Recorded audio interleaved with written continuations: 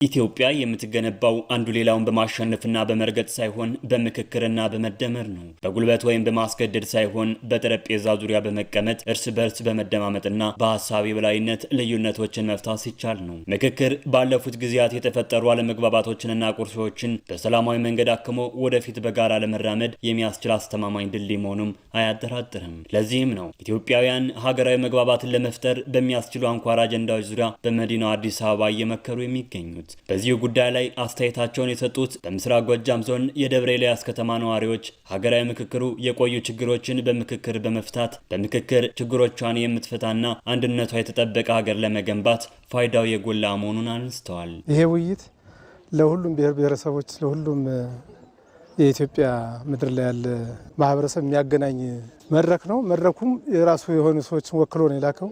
አንድ ኢትዮጵያ እንድትመሰረት፣ ኢትዮጵያ እንድትቀጥል፣ ኢትዮጵያ ወደ ላቀ ደረጃ እንድትደርስ የተደረገ መድረክ ነው። ጥሩ መድረክ ነው። አንዱ ሌላውን ሳይረግጥ በክብርና በውይይት የሚገነባ ማህበረሰብ ሁልጊዜም የማይናወጥ ማዕዘን ይኖረዋል። ነዋሪዎቹ እንደሚሉትም የምክክር መድረኩ ሀገርን ከጦርነትና ከግጭት አዙሪት በማላቀቅ ዜጎች በሰላም ወጥተው የሚንቀሳቀሱባት፣ ሀብት ንብረት የሚያፈሩባት ሰላማዊት ኢትዮጵያን ለመገንባት ወሳኝ ምዕራፍ ነው። ይህም ታዲያ ለቀጣዩ ትውልድም ጭምር የሚበጅ ነው። ህዝባችን ደግሞ ሰላምን ይፈልጋል፣ መረጋጋትን ይፈልጋል፣ ችግሮች እንዲፈቱለት ይፈልጋል። ወጣቶች ሳይሳቀቁ ወጣው ገብተው እንዲኖሩ በየመንገዱ እንዳይሳቀቅ ወጣትም ሰርቶ እንዲበላ በየሚሄድበት በየመንገዱ ከለመጣብን እንደቀደሙ ምሸት ሳይገድበው እየሰራ ልማት እያፈራ እንዲኖር ጋር የሀገር ግንባታ ውሳኔ በምክክርና በመደማመጥ ሲያልፍ ሁሉም ዜጋ የሂደቱና የውጤቱ ባለቤት ይሆናል። ይህ ደግሞ